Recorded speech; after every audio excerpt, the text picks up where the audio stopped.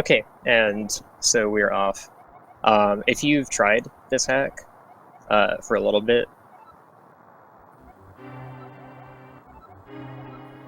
and not gotten very far, gotten frustrated and quit, it's probably because of the guardhouse segment, which is like this game's version of the castle escape. You have no sword for a pretty ridiculous amount of time.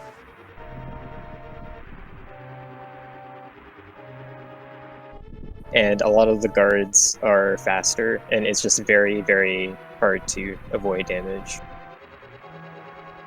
Now, this is a somewhat updated version of Parallel Worlds, which has a lot of bug fixes and a few differences.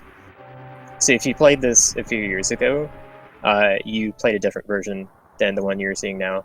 So this is version 1.2, which was actually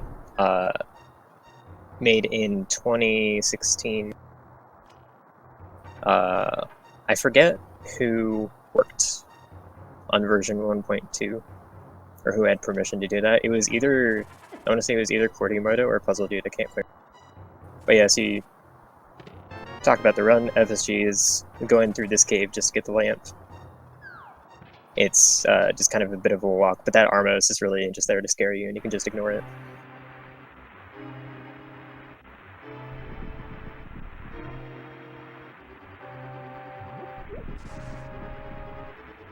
But yeah, so some of the differences in version 1.2 that affect the beginning of the run. Oh, also, so he's going into this, this isn't about version differences, but he's going into this house. This is the exact same room as the bombable hut, and he's going to be farming bombs here because these 8 bombs are pretty important for helping kill stuff in the escape before he gets a sword.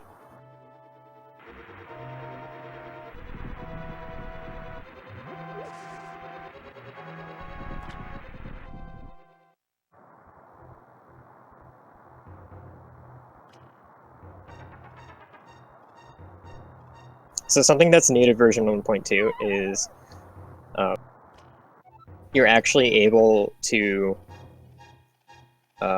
punch at the start of the game when you have no sword. And the punch can actually stun guards. If you've played version 1.1 back in the day, 1.0 and 1.1 were released in like 2003, 2004. If you played those versions, then there were 2 things that were really, really bad about the beginning. One is that you're completely defenseless against guards. You cannot stun them by punching them. You can do anything. The other is that because of the way the save system functions in the beginning, basically there's no saving and quitting or dying or whatever. Nothing actually changes the state of your save game until you go talk to the uncle and get your sword. That's just how the vanilla game works. And so before that was modified in version 1.2, if you died at any point in this section, like even in the guardhouse, you would not respawn at the start of the guardhouse. You just start from the beginning of the game, and this could be like 10 minutes in. So it was very frustrating for a lot of players. But yeah, version 1.2 now, if you die in the guardhouse, you will respawn in the guardhouse. So it's a bit more doable from a casual perspective. And yeah, magic auto regenerates. There are a couple items that will actually get it to regenerate faster.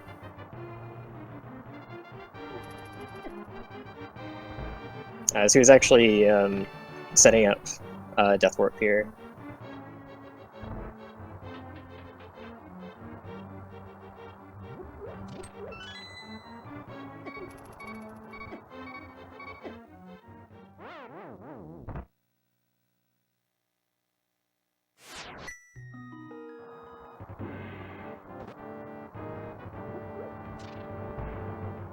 So I guess while he's going through the guardhouse, I could talk a bit about why the file name is so important. So the file name TOTT is the file name for the second quest of the game.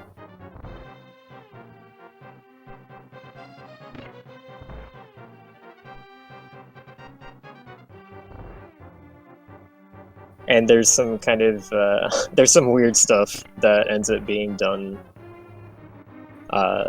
abusing the fact that it's second quest.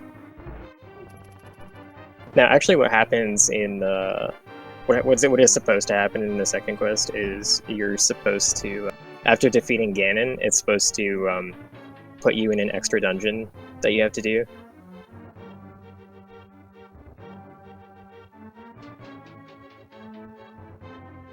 But that is not what we do in this run, because that is slower. So what actually happens later is the game detects the fact that you're doing second quest by putting a second quest marker in the inventory. And this marker is actually technically an item. So I think at the the top right. Okay, so he's gonna kill this ball and chain guard and bombs. This guy has a key, I think. Small key. Yeah, okay.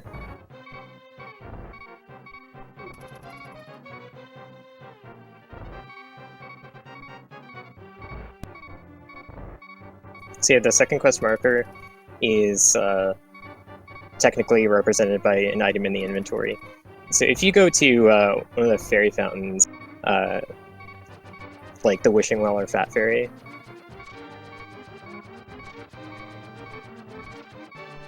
it actually shows up as the Hylian Shield, and you can literally throw the second quest of the game into the fairy fountain. And once you do that, you're now in the first quest, and you also get the blue mail back. Why you get the blue mail back, we have no idea. You're not supposed to get it back and to get it from the fairy fountain in any other circumstance.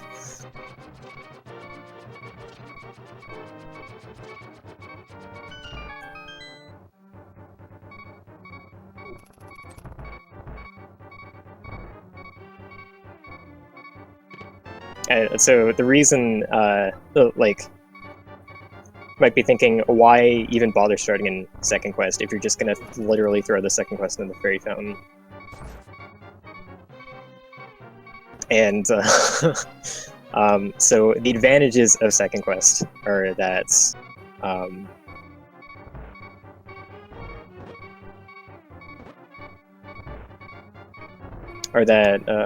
when we get to the third dungeon, for Rory's Isle, that dungeon is actually entirely replaced in second quest with a cave that just straight up gives you the fire rod and ice rod. And the hookshot that you're supposed to get from that dungeon is just not available, but we don't end up needing it for anything. But we do need the fire rod. The two major items that we need from the Dark World dungeons are Fire Rod and Samaria. Those are required for Parallel Tower, the final dungeon. And finally we have a sword after almost 8 minutes, or after almost 10 minutes.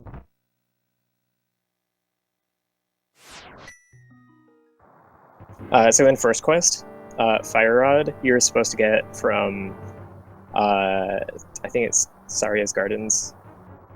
The crystal dungeons are named after stages from Ocarina of Time.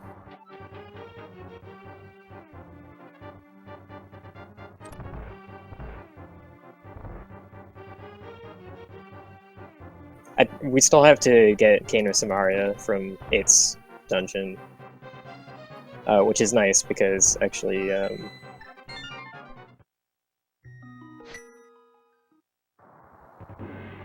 the one Dark World dungeon that we have to do to get Cane of Samaria is Darune's Cavern, and it's the only dungeon that has custom music, so that's pretty cool. The dungeon itself isn't very cool, but we'll see why when we get there.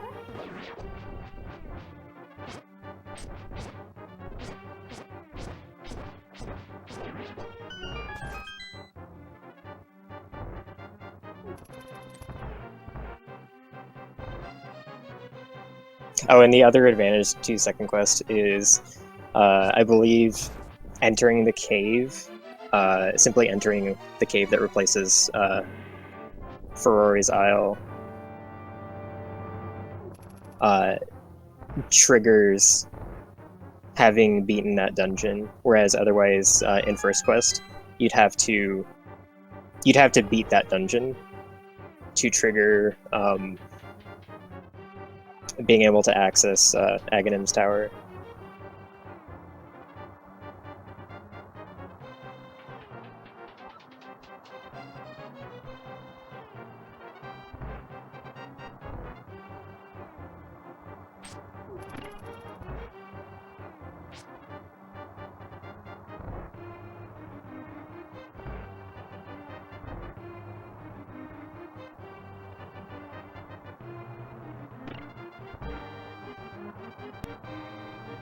So yeah, basically, second quest lets you do a bunch of things fast.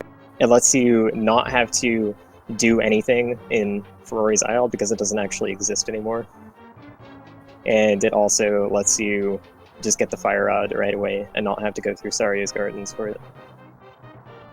But then, to avoid doing the post-game dungeon, we throw the second quest in the Fairy Fountain. And we go back to the first quest, and we get a free blue mail in the process.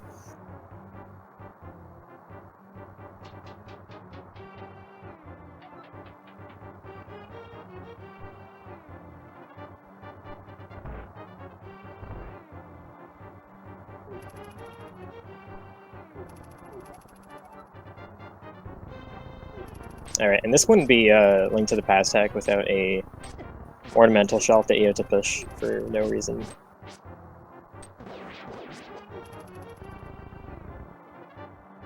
Also, I'd forgotten how insanely unfairly fast those guards are.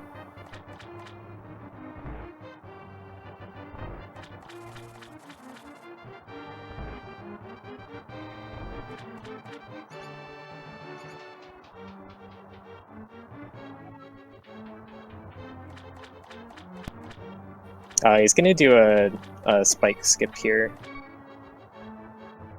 by just by getting hit. He's able to squeeze past that spike with iframes. It only works. It only works when the spike has like a half tile gap between it and the wall in certain directions. I don't know all the details of it, but I know that if the gap is to the left, it doesn't work.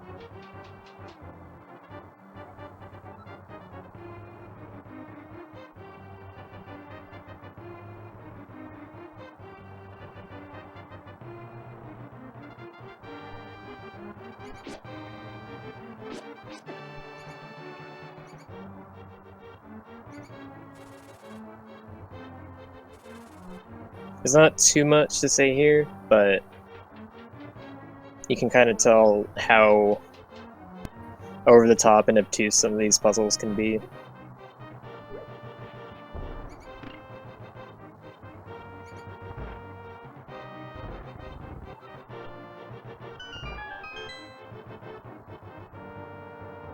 It's a very nice grab of that lever from far away.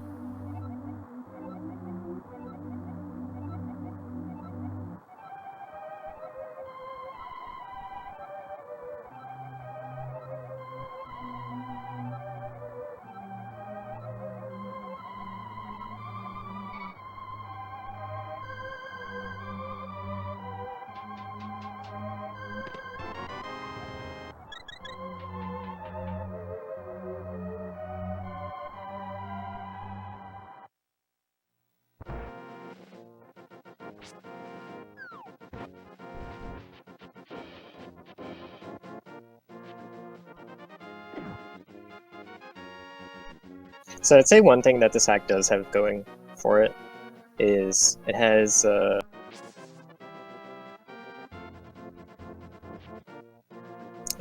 So kind of the way that Secrets of the Past has good gameplay, but its story is somewhat lacking. Zack has a pretty decent story, but its gameplay is somewhat lacking.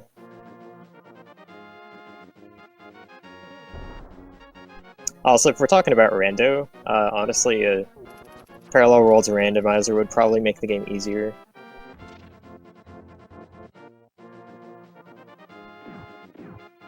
Alright, so he's going to get the, I think it's called the Zora scale. Yeah, this is the Zora scale. It's basically the flippers, but instead of being flippers, it's a re-spreaded moon pearl. And this is needed to swim to the first dungeon, Nehru's Bay.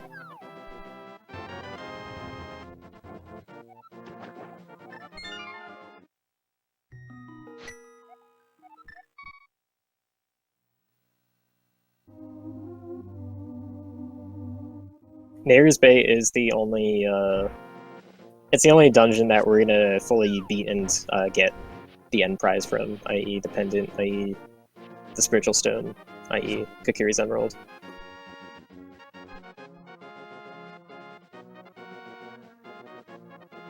And the reason we need Kokiri's emerald is basically the same reason that we need green pendant in most Link to the Past categories. And that's because it gives you boots from Sahasrara when you go find him. And speaking of boots, there's a little bit to talk about with boots that was changed in version 1.2. And it does make the run quite a bit faster, but also makes it much more of a pain to optimize. So we'll get into that after we're done messing about in boots. Also, he just picked up a heart piece because none of this game's bosses actually drop heart containers. I think it's supposed to be like a difficulty. Oh yeah, and also version 1.2, you can slash pots with your sword. He did a couple slashes in the room prior to set up his timing walking through the room so that the BMOs wouldn't shoot him.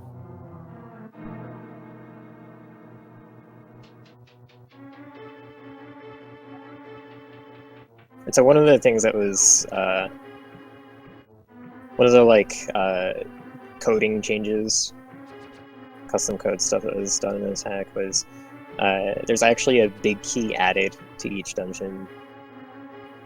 So instead of just having the big key, there's now the big key and the big chest key. So it just kind of inflates the amount of stuff that you have to do in the dungeon.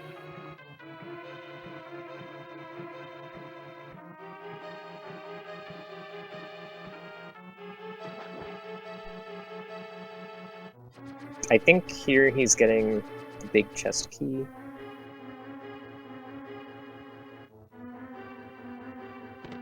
Oh, never mind. Okay, that's the actual big key. So that just opens big doors, but if you go to the big chest with it, you get a rude awakening. Now, there is actually a boomerang. I think the boomerang in the escape is behind the big chest key in the guardhouse. Or I might be thinking of something else, I can't remember. But the point to that is that the boomerang would be nice to have, but it takes way too long to pick up. Oh yeah, so there's the big chest key.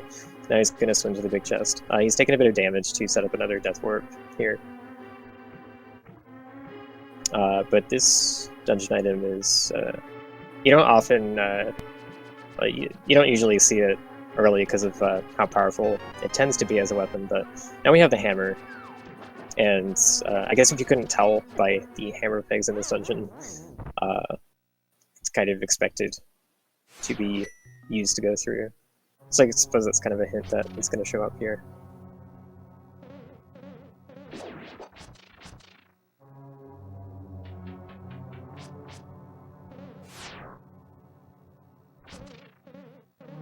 Alright, so now we have the hammer. I think we can just go to the boss.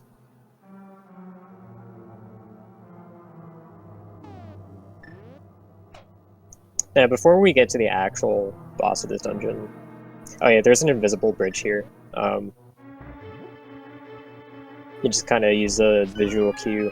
Personally, I like to use when like the rail at the top of the screen becomes visible. That's when you're in line with the bridge. Alright, so we've got an Armus fight. This is not actually the boss of the dungeon, but we do have to beat it to get to the actual boss.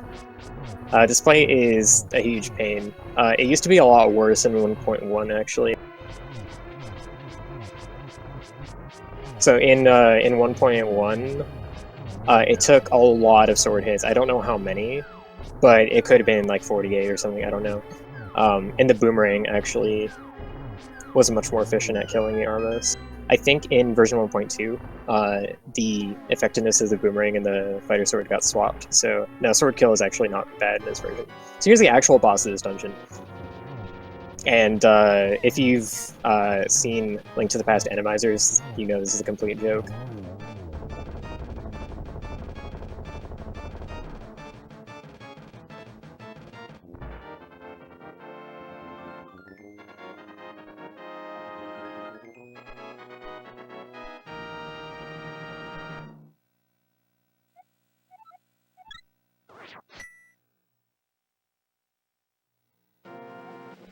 Oh wait, is that Zora's Sapphire? Yeah, I'm sorry. The first stone is Zora's Sapphire. I forgot about that. Right, because Nehru's... Yeah, okay. That's my bad.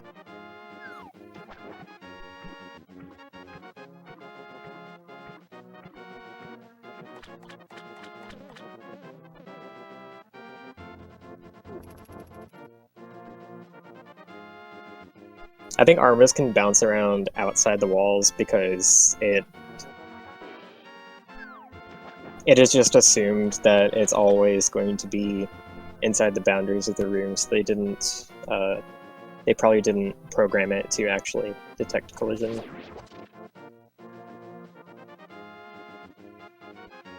Alright, so Sahasra is hiding all the way out here on the docks, and we're finally gonna get the boots from him. And so, the way the boots work was completely changed in 1.2. I don't think this was... I don't think this patch was developed specifically for this hack, but it's a bit of a newer one.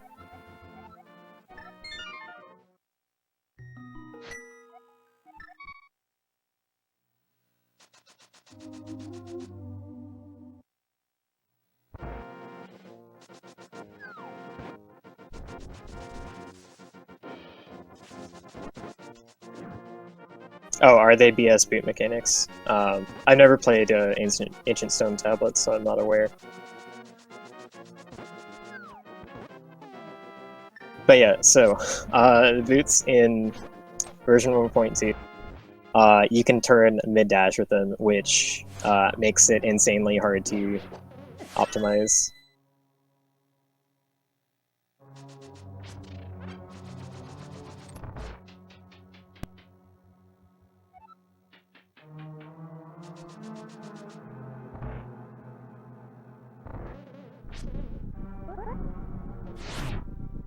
Also, this Lambda fight kind of sucks.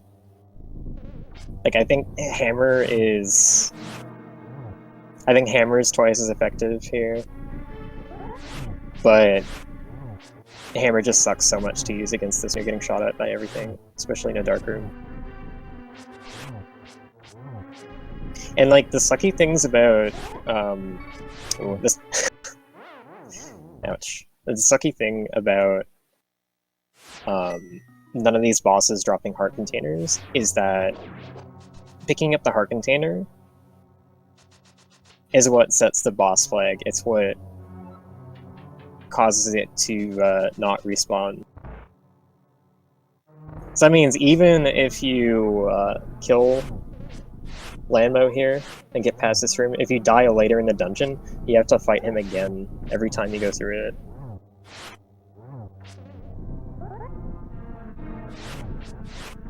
And yeah, so to stop dashing, in all cases, you have to release A.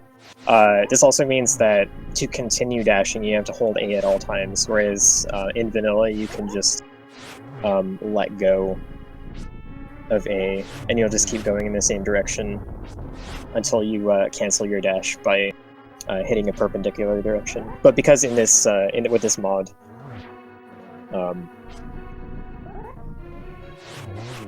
hitting a perpendicular direction is supposed to make you turn. It can't be used to dash cancel, so dash canceling is now just letting go of the button. Which can be annoying if you play this game a lot and you are used to not having to hold the dash button the whole time.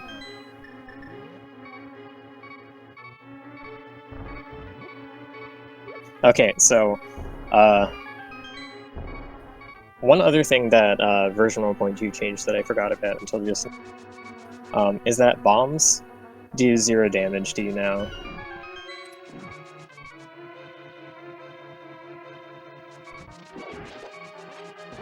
I think that's just kind of like a mercy change due to the amount of required bomb jumps that there are in the hack. But it was actually very useful in that room full of spikes, because what you would do otherwise is to speed up that room, you'd want to walk across the spikes instead of having to walk all the way through the maze around them. But with 0 damage bombs, even on 1 heart when you would die, you can just boost yourself across with the bomb and you'll be fine. Alright, so we don't actually need this stone from here, but we do need the dungeon item. So the entirety of going through here is just to get the big key chest and then go get the item. We're not going to fight the boss.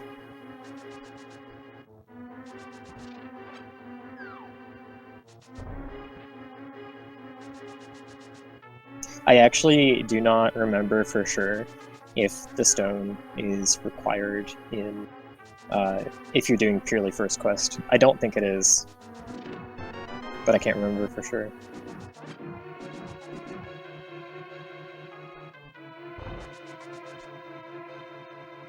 See, the direction changing, it looks nice, it looks really cool. It is really, it is a pain to play optimally with. It is a plain, it is an unfeatured, it is a jet, sorry, no, it's a pain to play cleanly with.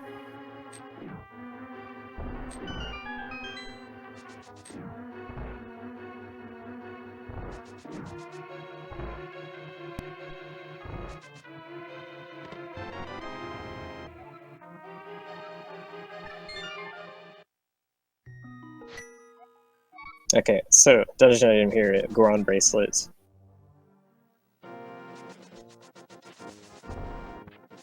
This is fairly similar to vanilla progression at this point, using the Goron bracelet to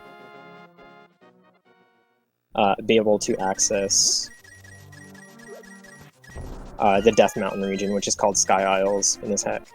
We're not going there right this second, but here what we're doing is getting a key from here. So if you haven't played this, one thing that is really subtle is that you'll see the key counter pop up in certain buildings.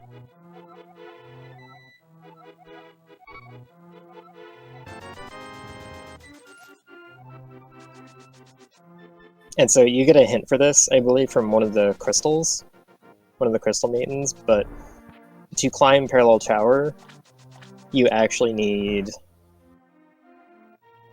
I think you're supposed to need 9 keys total, but I think in the run we're able to do it with just 6.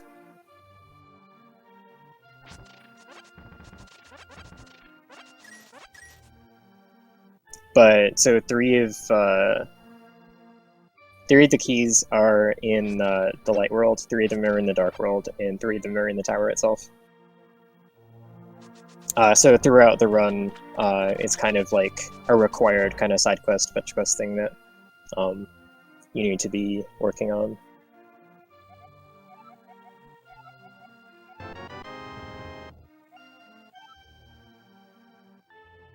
Oh, also we're getting bottles and nets, just because of how unfair the difficulty is in this. Also, FSG making sure to cancel his dash so that he doesn't run into the running kid and get his ear talked off. Yeah, not all ROM hacks are... Yeah, that's what I was about to say. Some ROM hacks are made by people who hate the game. Well, actually, no. Not necessarily. I mean, this isn't necessarily the result of hating the game. Maybe you just hate the player base.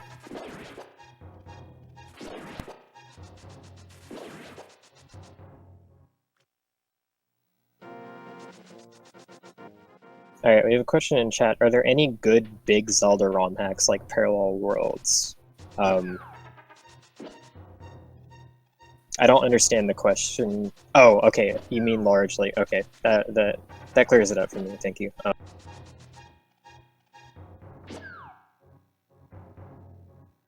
I've heard Hylian Legacy is a good play. I've heard Conker's Hyrule Tale is good.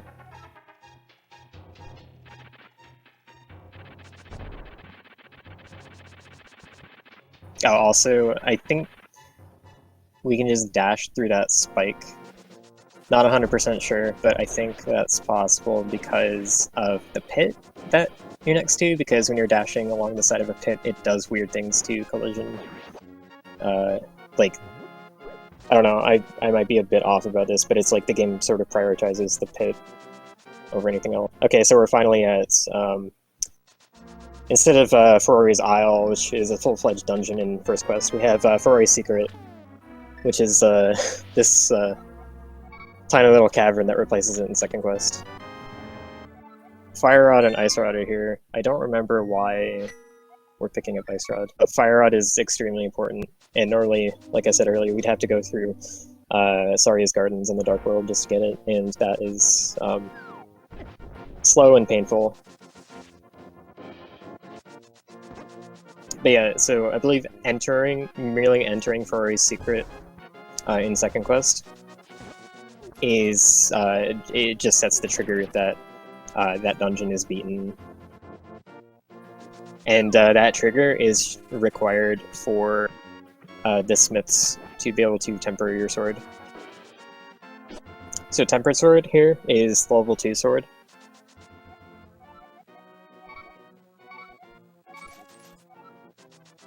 And just like in Vanilla Link to the Past, when you give it the sword to these guys to temper it, you have to do either a screen transition or a mirror.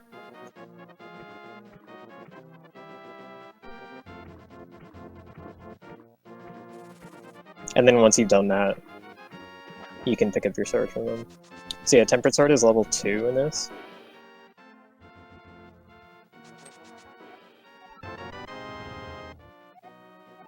And it will let you break the barrier to Aghanim's Tower. Which is actually called Dragor's Castle in this. Dragor is this hack's replacement for Aghanim. It's basically the same idea. Just different name, different clothes.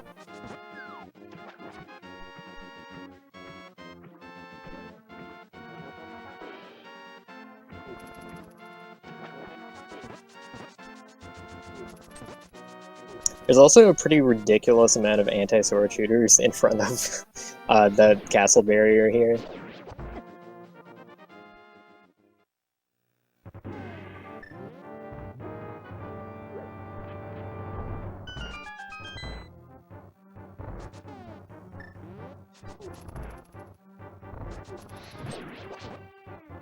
See, this is basically the Agatara replacement. I don't think there was anything too special about it, if I recall, but...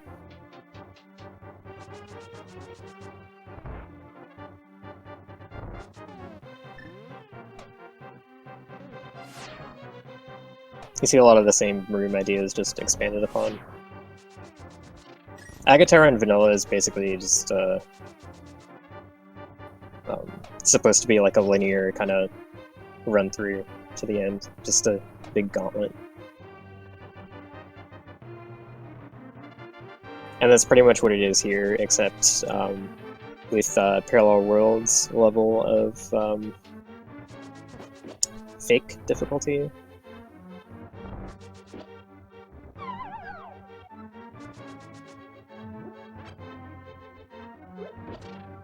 Oh yeah, so another thing about dashing along the edge of a pit, this applies to Vanilla.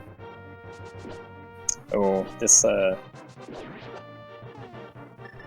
these red hard hat beetles are pretty dumb. Because they have like an entire King Helmasaur's worth of HP. What is nice about the dashing in this game is that it's very easy to kill a tough enemy like that with just dashing into it over and over. Especially one like a red hard hat beetle, which would normally give you knockback every time you slashed it.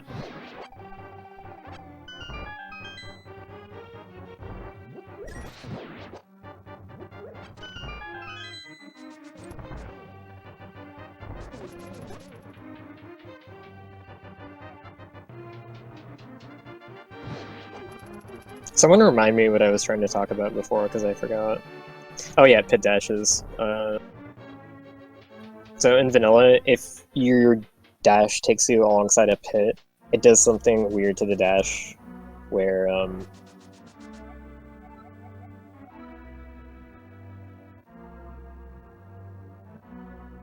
it makes it so that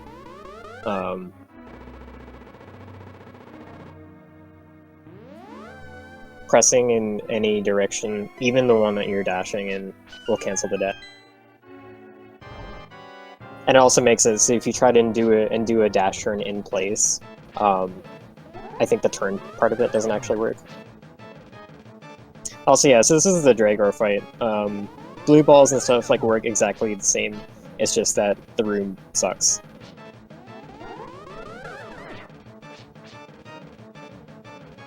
This is probably one of the biggest reasons to get Bottle and Fairy in this run.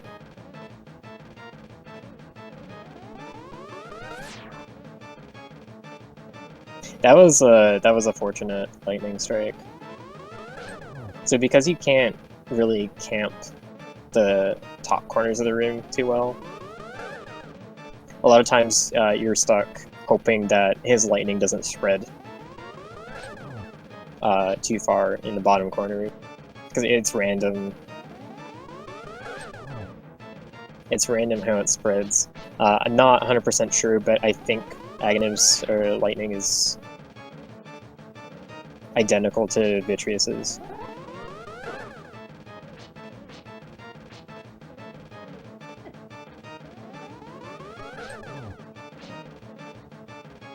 Also, it sucks because sometimes with all these Medusas and just the hazards in the room, there are times when you just have to pass up a working energy ball that you get, which just opens more opportunities for you to get screwed by blue ball RNG.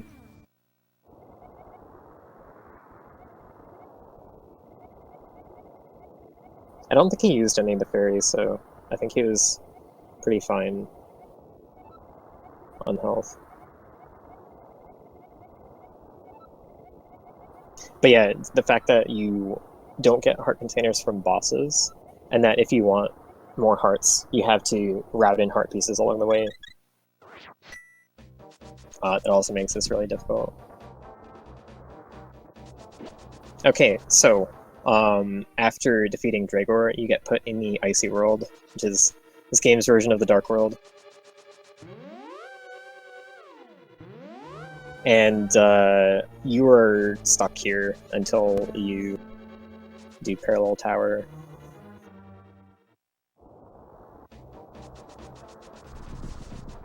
Alright, so here we're going to get Ether. Ether is just in this cave, and it is...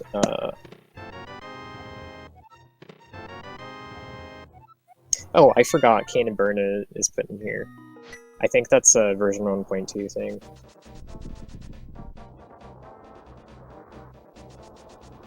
Yeah, normally Cane and Burna, in previous versions, Cane and Burna was only in the Light World.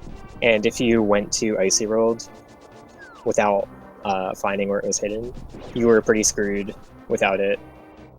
A lot of the Icy World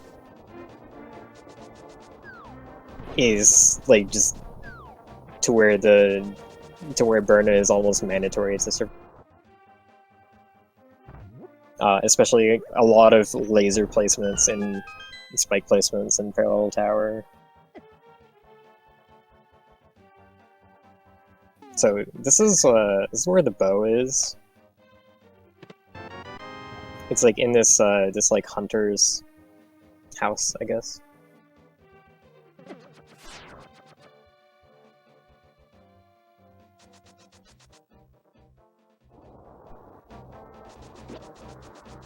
Also, the dungeon you saw him go into before is Impa's Ways. It's one of the crystal dungeons. But it also functions as a... Oh, I think there's actually a heart container in the back of the alternate world Link's house here. Like a full heart container. Yeah, so that's super nice.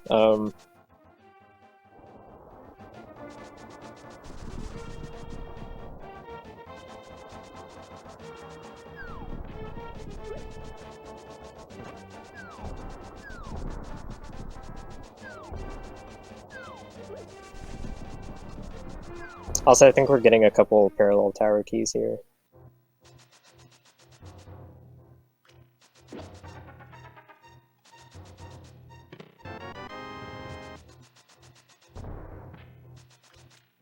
So if you're wondering how the heck he was supposed to know to go through that wall, one of the hints that you get from the Crystal Maidens is that if you press a certain button combo, I think it's X and L, if you press that button combo, it actually disables one of the background layers, I believe. So it's used as a mechanic to let you see certain things.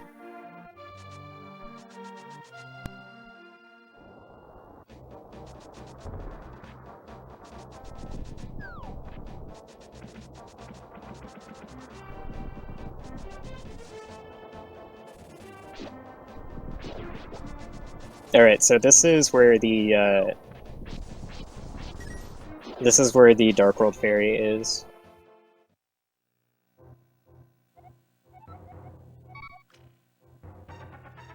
And so he is that was the Hylian Shield sprite, a glitched Hylian Shield sprite in the menu. And when he threw it in,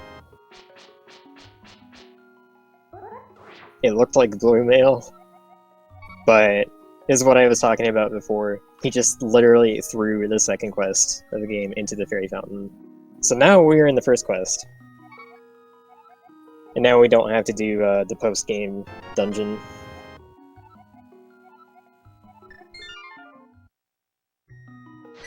Also, throwing Ether in the fountain gives you...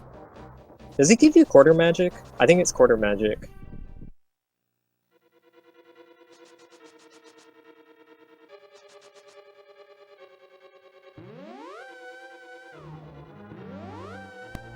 But yeah, so we're in Impa's Ways again. This is one of the crystal dungeons that can be beat. We're not going to beat it, but it is required to use... it's basically this stupid maze. It's required to traverse to reach some areas of the overworld. The area that we're in here is Lava Isles, the counterpart to Sky, and this is where Darunia's Cavern is. This is the dungeon that has the Cane of Samaria, which is the other item that's required for Parallel Tower. It's also the only dungeon in the game with custom music. I really like that the custom music was done for it. It makes up for how unenjoyable this dungeon is. But it's the Zelda 1 dungeon theme slowed. And it fits the theme of the dungeon very well. These rooms are basically like all 1x1s that strongly resemble Zelda 1 dungeon rooms. I think these armos take 4 arrows apiece, so clumping them and weakening them with Burna helps quite a bit.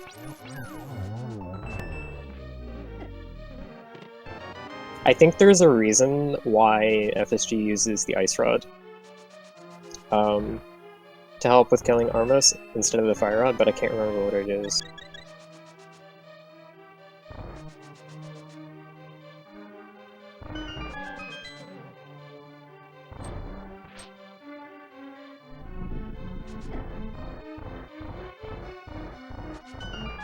Also, yeah, so when the Armos arrows, I meant like instead of the Fire Rod.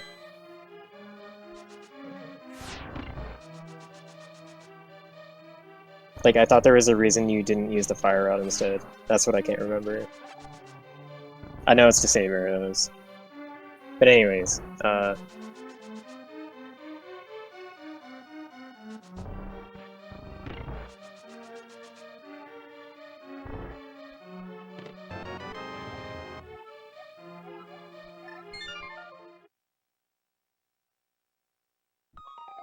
the Fire Rod uses arrows. Yeah, this is,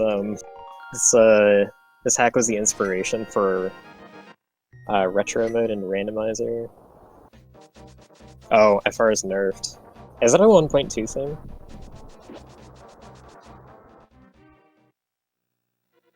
I don't remember Fire Rod being nerfed when I first played it. It might be a 1.2 thing. Because I'm pretty sure I was using Fire Rod on Armos and it took 6 hits.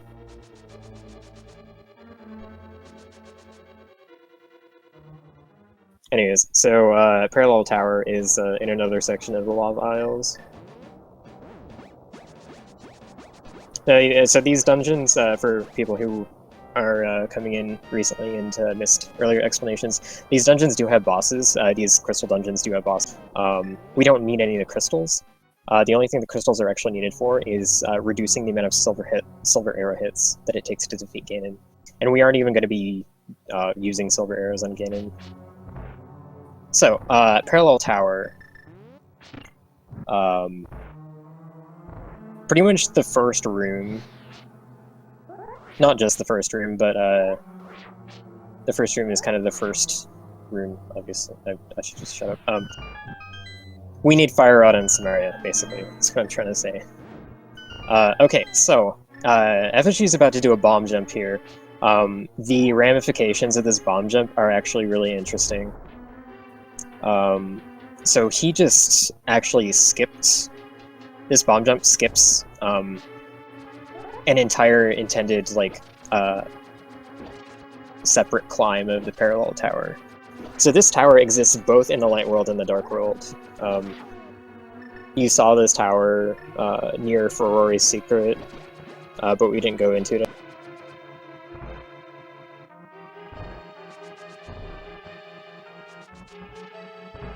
I think that chest has a silver arrow, so yeah, I don't think we're getting silver arrows, but we wouldn't really be using them anyways. But yeah, so that room with the Samaria platform, if you do Parallel Tower in the Light World, there is a third spot on that rail that takes you to the top of the room where he bombed it. You are not supposed to be able to get to this section of the tower until you have fully climbed it in the Dark World. Fully climbing it in the Dark World will get you back to the Light World, at which point you're supposed to climb the whole tower again, except using the Light World path this time.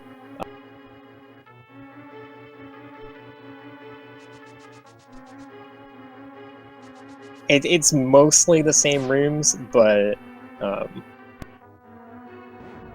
there are some little differences that essentially... There's some differences throughout, but most of the differences are at the top. At the top it lets you go to a different path, if I remember correctly.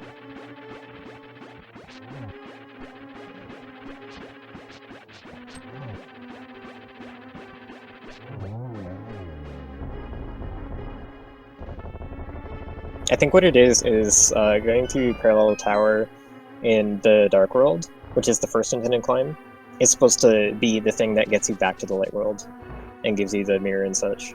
The second climb of the Parallel Tower in the Light World takes you to Ganon.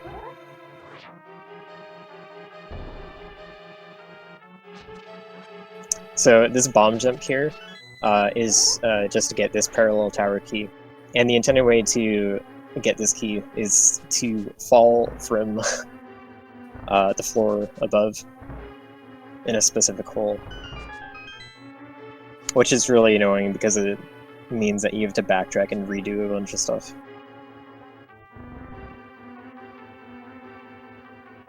So, is it possible to go back to the Light World if you miss the Fire Rod? I don't think so, but I believe that the Fire Rod is still obtainable as normal from Saria's Gardens. So you wouldn't be screwed in second quest if you skipped Fire Rod. Oh wait, no, I might be remembering wrong. No, Saria's Gardens requires the hookshot, I think. And the hookshot is supposed to be in Ferrari's Isle. I don't remember, honestly. But the hookshot you're supposed to get from Ferrari's Isle in first quest, which doesn't exist in second quest. Part of the thing of second quest is you're screwed out of the hookshot. And I can't remember if you need the hookshot to get Fire Rod from its intended location or not. So, I don't remember, sorry. Alright, so fourth floor of the Parallel Tower is the most fun floor in it. We have a Lamellus fight on ice. That, of course, you have to do... you have to do this every time you go through here if you happen to die or if you happen to fall. So the next floor, the fifth floor, is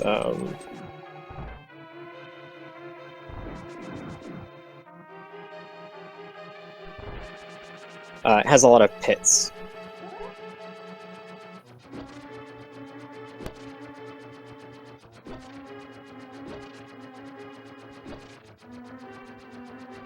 And these pits will all drop you down to somewhere in the fourth floor. Which, depending where you fall, you'll have to redo a certain amount of it. Also, this room is really incredibly riveting. Love the design of this room. This room has 4 sets of tile rooms.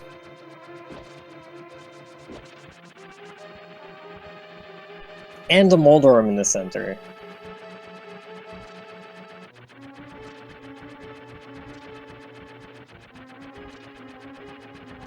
And you have to clear all of this to open the door. And if you fall into a pit in the 5th floor, you very likely have to do this again.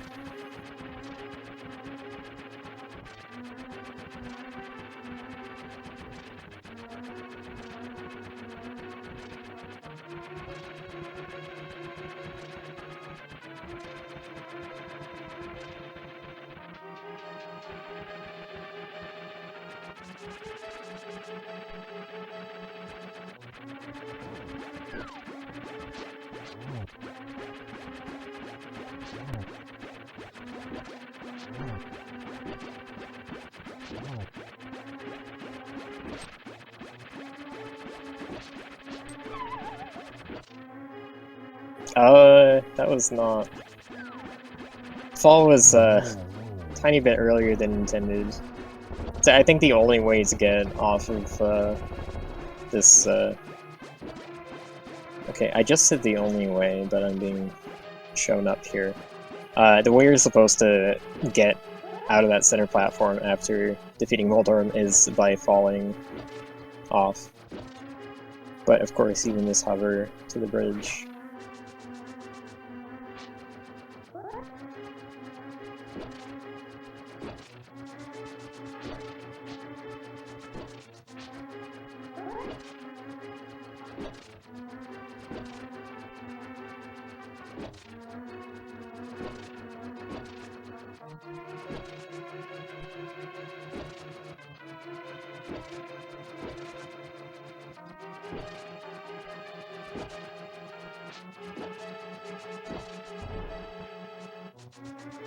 I think you missed something.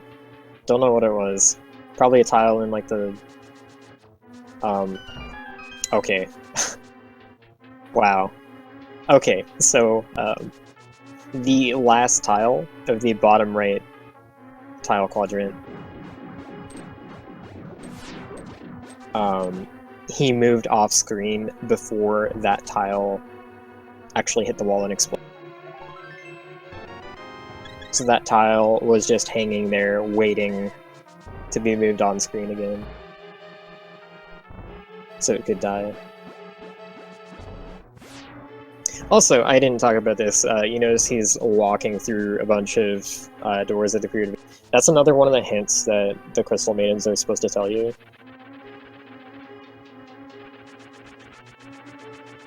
I think they just tell you, they just give you numbers that are supposed to correspond to, like you're supposed to keep track of how you're going through the 4th floor, and they give you the numbers like the 3rd door, the 7th door, the 13th, or whatever. I don't remember them. But basically they tell you, they hint at which doors are fake doors.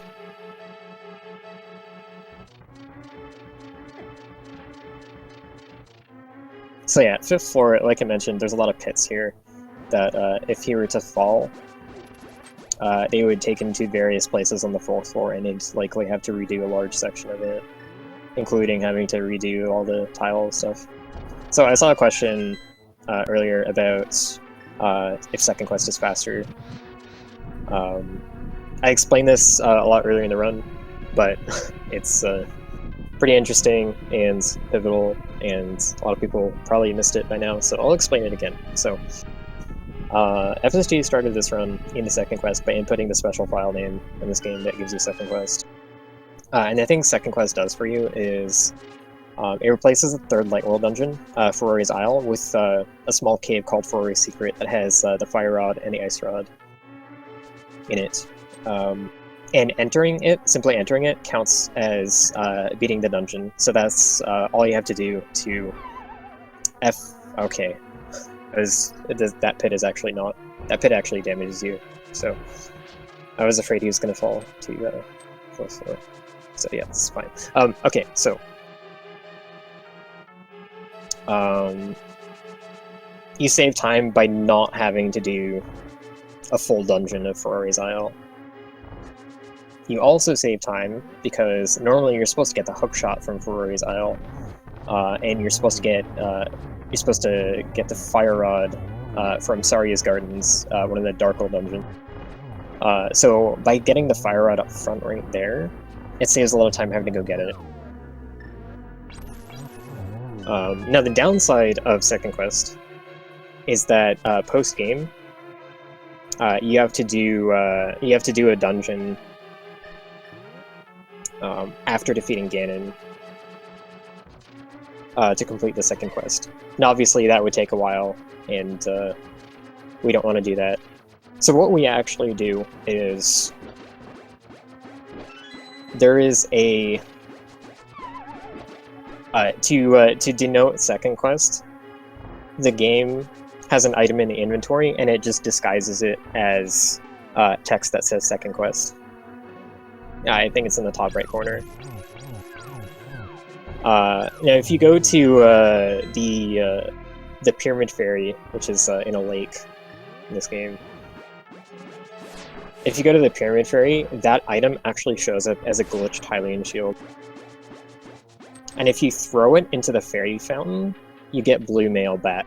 So you literally throw the second quest into the fountain to get back to first quest after getting all the advantages from second quest. And you get blue mail on top of it for absolutely no reason.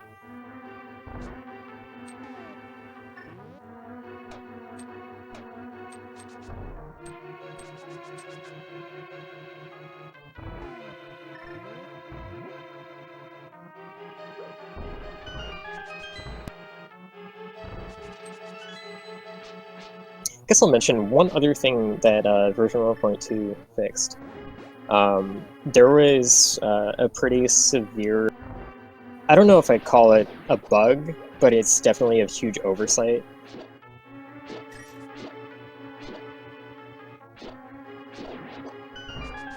There is a door at the top of Parallel Tower that shuts behind you at the end of the initial Dark World climb. There are 2 key items that you need up there, and the door shutting behind you prevents you from getting both of them on the same trip.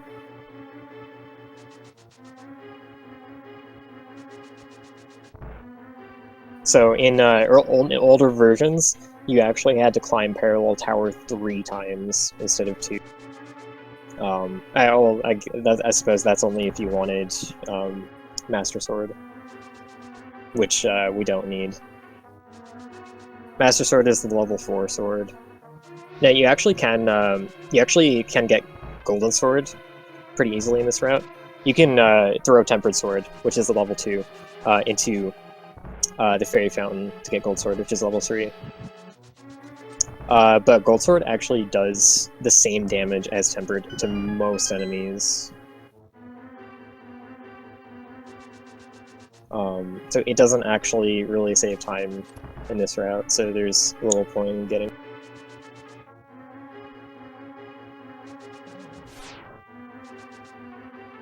And yeah, so 7th floor, the rooms that he's going through now, this is where you're supposed to like burn all your keys.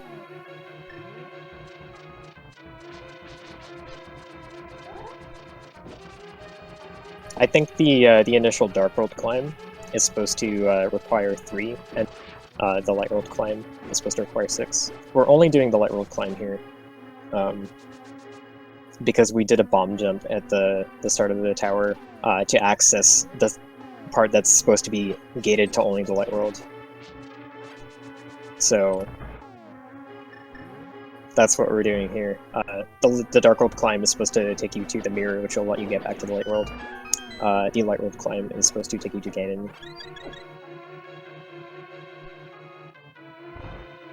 So just kind of recapping what the whole premise of the dungeon and the game is all about, and of course spoiling everything for you so that you don't actually have to play it yourself.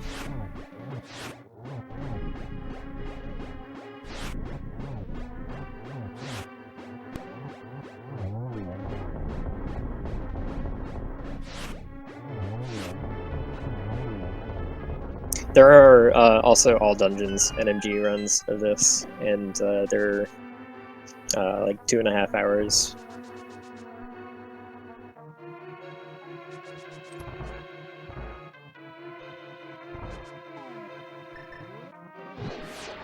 So a little side note that I found amusing was actually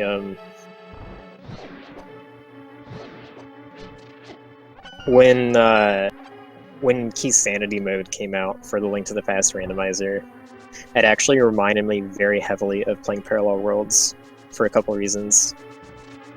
One, because... oh, this room. This room is annoying. This room is really hard for me to figure out when I first played through. You're supposed to bomb jump through it, but to get past that first part, you saw that he bonked off of that hammer peg onto what looked like...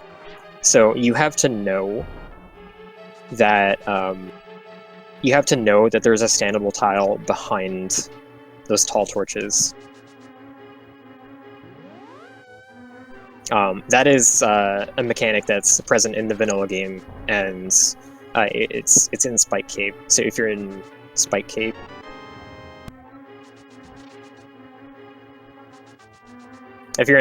you can stand behind the tall torches and not take any damage. So that's a thing that you kind of like have to know, I guess. But yeah, so we've got the flute here, or the ocarina, I should say. The ocarina at the end of the game lets you just get to. It lets you flute around the game. Obviously, it's very similar to like the way it works in Secrets of the Past is very similar to how it worked in Parallel Worlds. But you basically get the ocarina at the very end of the game, and if you die to Ganon, you can get back to Ganon by fluting to 1.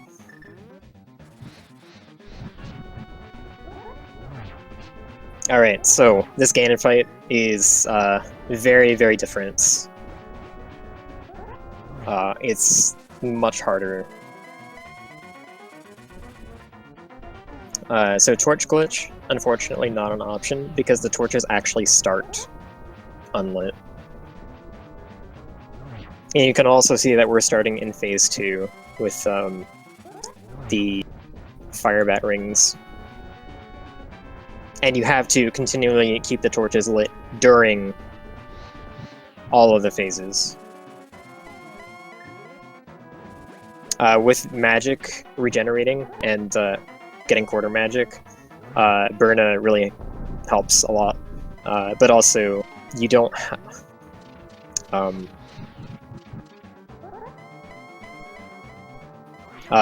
may know this from the vanilla game, but you cannot release a sword spin, or charge a sword spin, I should say, while Cane of Burna is active. So that complicates things a little bit. You can't just completely cheese with it.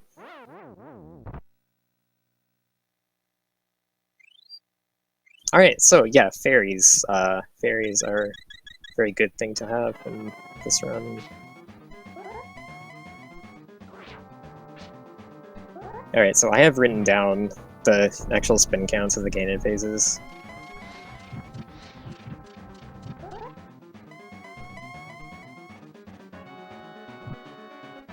Bosses don't drop heart containers in this. Every heart is either gotten from heart pieces or heart containers that you find.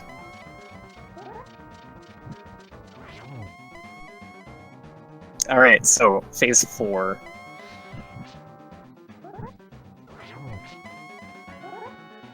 The technique of darkness, or whatever the heck he says, has been upgraded. So when both torches are out, now the room is pitch black. And of course, you've still got the pit that was created from phase 3 at the edge. So you have to be careful when you're relighting the torches.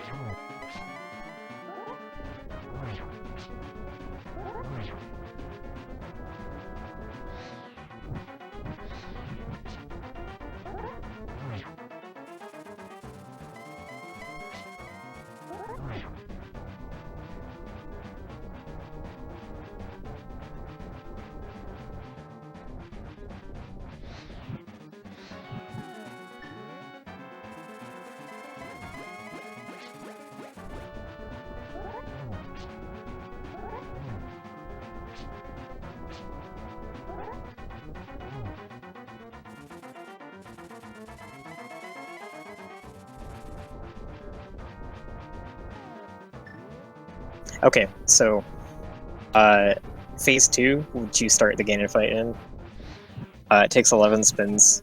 Phase 3 takes 4, obviously. It always takes 4 hits, no matter how strong the hits are. Phase 4 takes 21 spins, and then after that, now we're back to phase 2, but still with the upgraded darkness, so having to keep both torches lit to be able to see at all.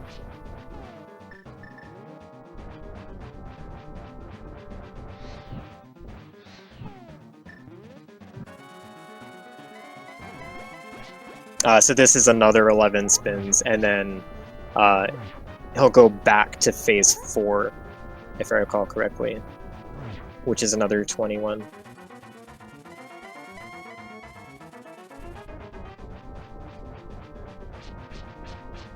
So the phases go 2, 3, 4, 2, 4.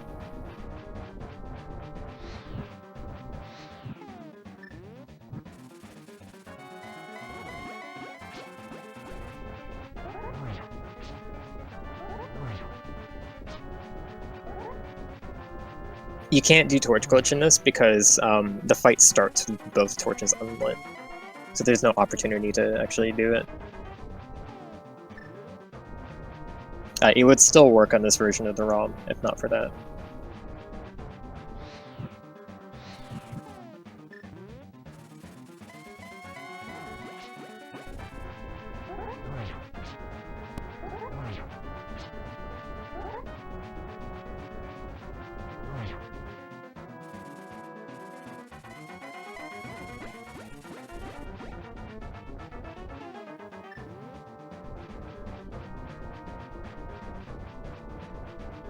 The nice thing is that your magic does regenerate in this hack.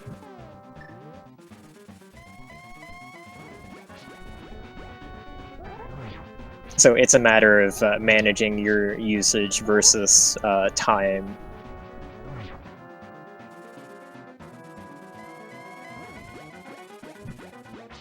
Rather than just not being able to use it at all. Okay, yeah, so now we're back in phase 4. There's going to be another 21 spins, and then that is it.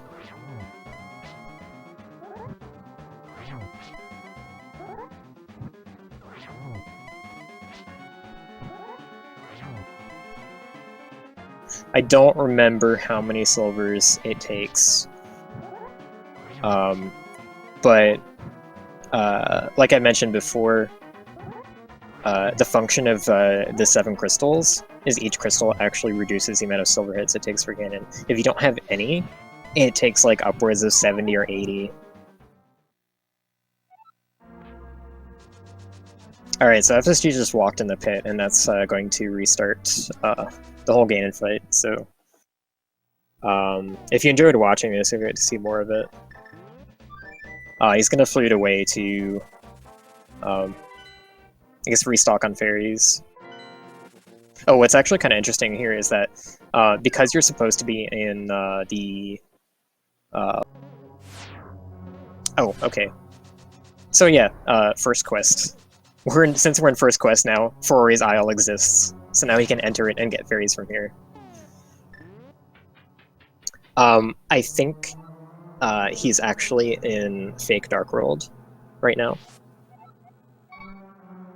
Because what happens is that he climbed Parallel Tower in the Dark World, but he bomb jumps to the Light World section, and the exit at the top of the Light World section spits you out onto a Light World screen. But internally, the game is still flagged that he's in the Dark World. So if he were to screen transition off of this screen, he'd be in the Dark World. Yeah, so you can tell that that is the case because when he exited the dungeon, the Dark World music is playing, even though it looks like he's in the Light World. Oh yeah, I was talking about key sanity earlier. The reason that key sanity reminded me so strongly of Parallel Worlds is who finds keys in random places in the overworld, and the Crystal Pendants dungeon musics are randomized in key sanity so that you can't tell which is which without having the maps. And Ganon's Tower is also subject to that music randomization. So it reminded me of this because being able to hear Ganon's Tower, being able to hear pendant music in Ganon's just reminded me a lot of Parallel Tower, because it's always pendant music in Parallel Tower.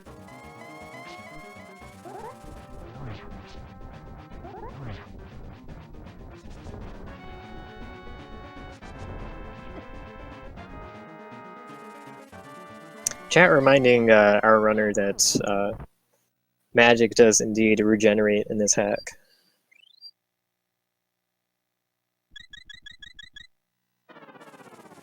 Just in case he forgot.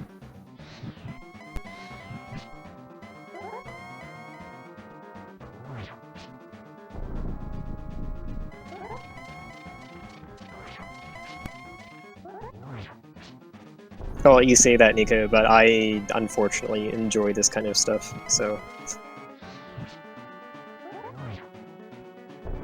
Oh, another weird quirk about Ganon in this is that if you've practiced Silverless Ganon in vanilla, and vanilla including randomizer as well, I guess, one of the things you'll notice is that when you light the torches, if you light the torch in the middle of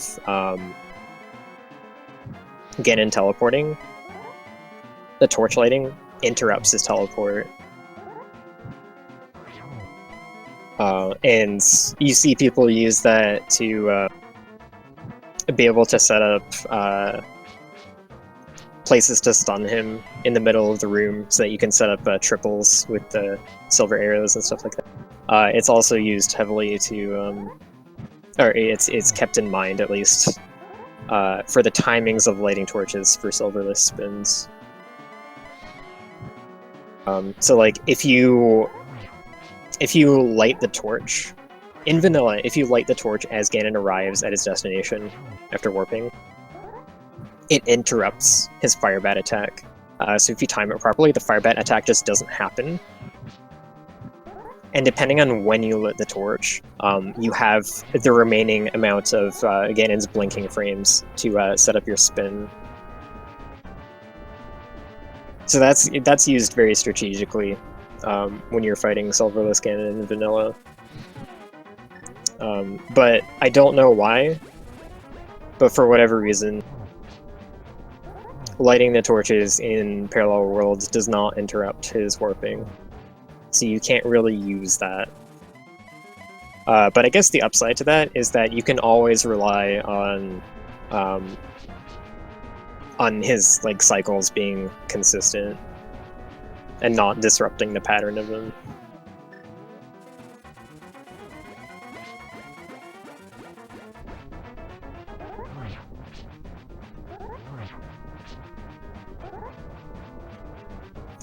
So this could be worse. We could have the Parallel Worlds Ganon fight with the Secrets of the Past Ganon arena.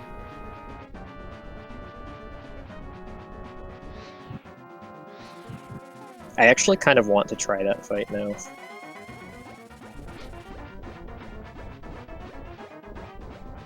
Oh, this is neat. So he's actually, with this position, you can actually get between the Ganon and the torch and double spin that way, even without being able to reach a wall.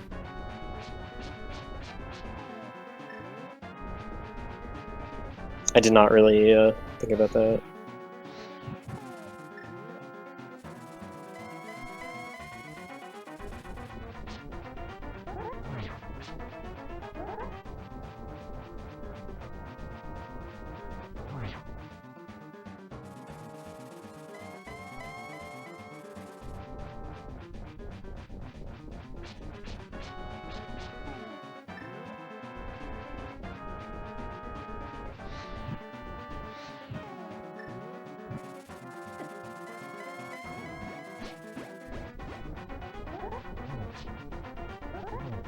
He's running fairly low on magic, so he's gonna have to be conservative about the spins that he goes for. So let's see, now what are we in now? We're in the repeat of Phase 2 after the darkness. So again, the spin counts are 11 spins for each rendition of Phase 2 and 21 spins for each rendition of Phase 4. And it goes 2, 3, 4, 2, 4. With the darkness obviously kicking in after Phase 3.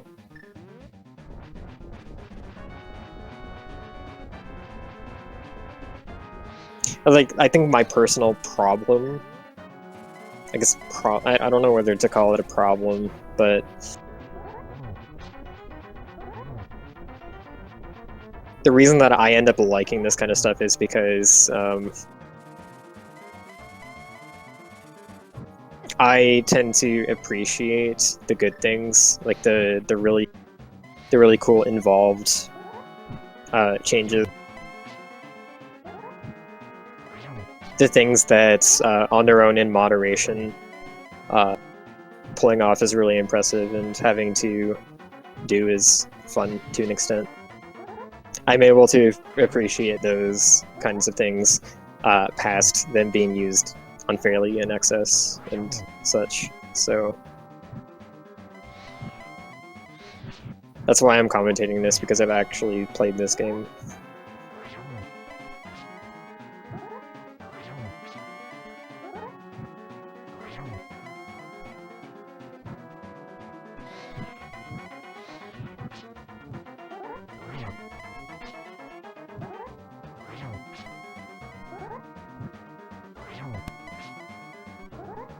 This is looking pretty good, though. Phase 4 is definitely a lot easier to deal with than Phase 2. Also, a neat thing he was doing before was... he did it a couple times during Phase 4, I think. No, it was Phase 2.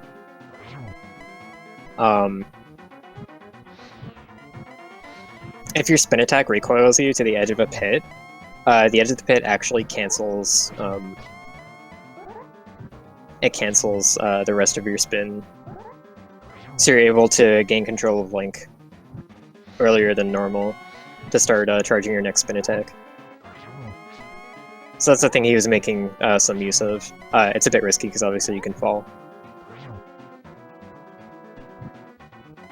You can use it in vanilla too,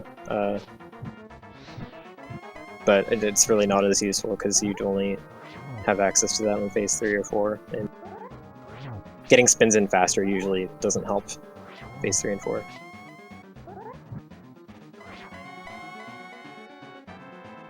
I mean, yeah, if you hold away from the pit, you won't fall, but accidents happen.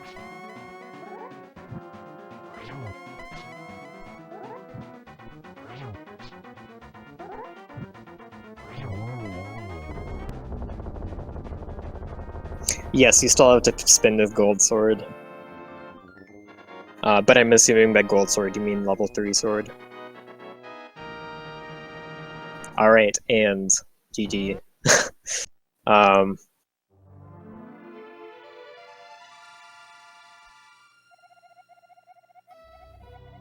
This Triforce text, if you read it all the way through, actually reminds me a lot of the things that he says in randomizers.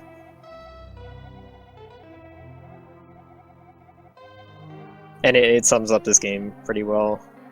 The Triforce text basically says something along the lines of,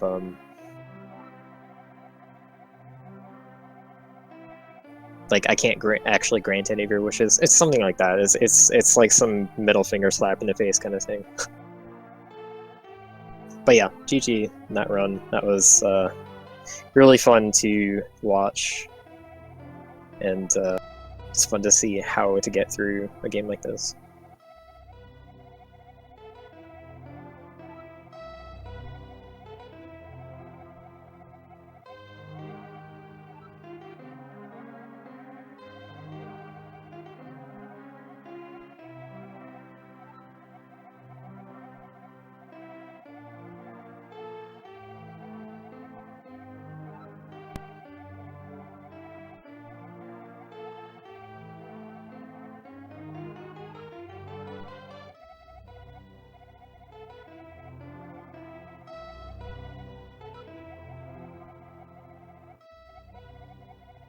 Alright, so let me check what we have next on here.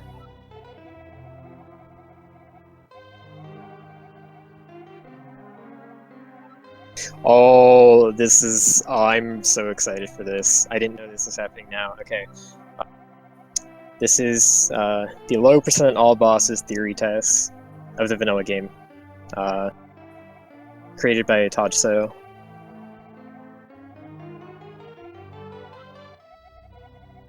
I don't know a lot of details about low percent all bosses. This is with glitches. I think it's all bosses, no exploration glitch, but door glitches and such are allowed. I have heard that the low percent under those conditions is basically TAS only, and I don't remember why. It's very insane things to be shown off in this TAS.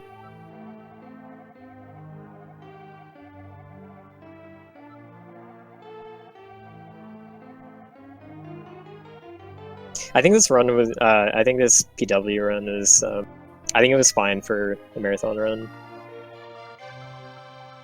but yeah, like things happen. The Ganon walk off that cost a lot of time, but it was like a tiny mistake, so I wouldn't overthink that too much.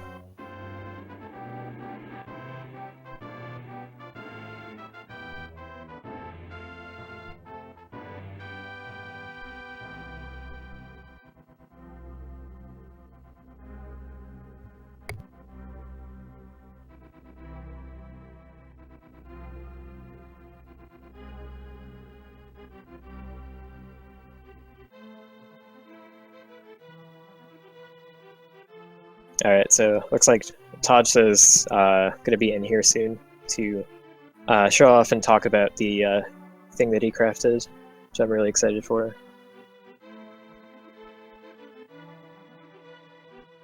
Yeah, low percentile bosses is a hell of a category that I've wanted to have happen for a while, just because it showcases true power of door glitches, which is their ability to skip normal game requirements for things. Yeah, will be fun to watch. I know that like I've heard you say before that the low percents for all bosses in these restrictions is pretty much TAS only. That's actually not the case anymore. It's still really difficult because there's something like 32 YBAs in it. So it's still really hard, but I don't think it's TAS only anymore. Also, your mic's doing the thing that it was before, so whatever you did before to fix it. Alright, just give me a couple minutes.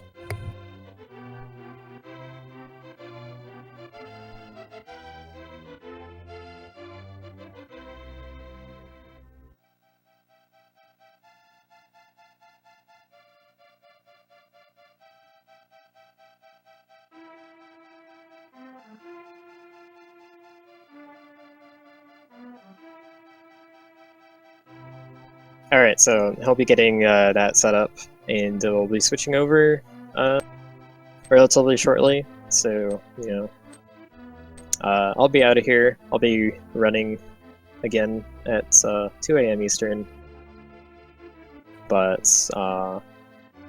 thanks for watching. Stick around to see more really cool stuff. This is like this is stuff that like we all nerd about constantly in the ALTTP Discord, and no one understands any of what we're saying. So it's nice to actually like have a platform to show off like how cool some of this stuff is and why we spend so much time nerding over it.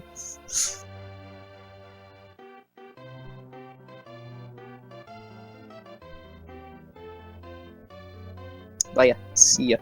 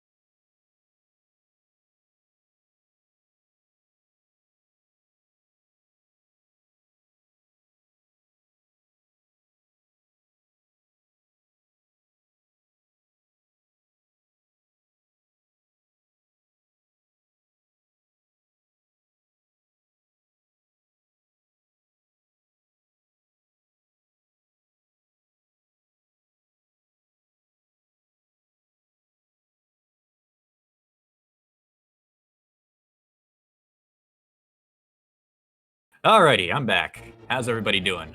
So this is a theory test of the low percent all bosses category that doesn't use EG. It's a theory test because I made it with save states, but that's pretty much the only thing that I used to make the process any easier. Everything else was done by hand, which is also kind of shackled to my skill levels. So since I'm bad at doing the diagonal sword buffers, there's a lot of times where I select buffer the clips for things like the some of the right hand indoor clips, the DMA and such. Now there isn't going to be a timer, but the runtime of this particular thing is something like an hour and 50 minutes or just shy of that. So it's a pretty long one. Ultimately, by the end of the run, the only things that we're going to have is the Master Sword, the Magic Mirror, the Fire Rod, the Ice Rod, and 2 bottles. Those are the only things that we collect in terms of inventory. So no bow, no hammer, no boots, no medallions, no pearl, no flippers, none of that. Because we can literally skip all of it. But the consequence of that is needing to take several trips over to the potion shop to restock on what we need for YBAs.